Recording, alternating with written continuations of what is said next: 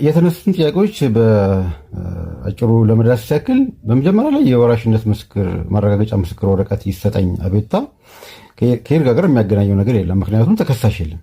በፍትሐብሔር ሕግ ቁጥር 1000 ላይ የተመለከተው ድንጋጌ ይርጋ ነው። ይርጋ ደግሞ በፍርድ ቤት ክስ ሲቀርብ ተከሳሽና ከሳሽ ሲኖር ተፈጻሚነት ያለው ሕግ ነው። ስለዚህ አንድ ሰው ብቻውን ሄዶ የወራሽነት ምስክር ወረቀት ይሰጠኝ ብሎ አቤቱታ ሲያቀርብ የይርጋ ጽንሰ ሐሳብም ተፈጻሚ የሚሆንበት አጋጣሚም አይኖርም። አንድ ሁለተኛ ውርስ እንዲጣራ የሚቀርብ አቤቱታ ይሄኛውም ክስ ነው ለማለት ያስቸግረኛል እኔ።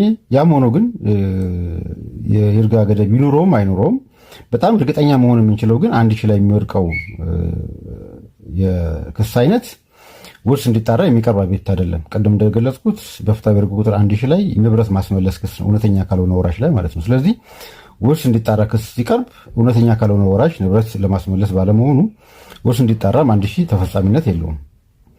ሌላው ወራሽ የውርስ ድርሻውን ከሌላው ወራሽ ላይ ያካፍለኝ ብሎ የሚያቀርበው ክስም እንዲሁ 1000 የፍትሐብሔር ሕግ ቁጥር 1000 ተፈጻሚነት የለውም።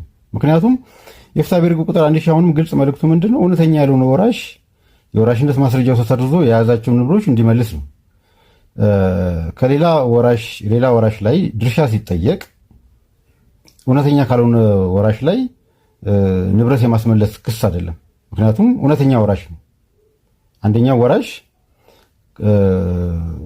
ሌላኛው ወራሽ ንብረት ያካፍለኝ ብሎ ክስ ሲያቀርብ ንብረቱን የያዘው ሰው እውነተኛ ወራሽ በመሆኑ በፍትሐብሔር ሕግ ቁጥር ላይ የተመለከተው 1000 ወይም ደግሞ ፔቲሽን ሄሪዲታቲስ ተፈጻሚነት የለውም። በመርህም በጽንሰ ሐሳብ ደረጃም የንብረት ማስመለስ ክስና የፓርቲሽን ክስ ሁሉም ፍጹም የተለያዩ ናቸው። ምንም የሚያገናኛቸው ነገርም የለም።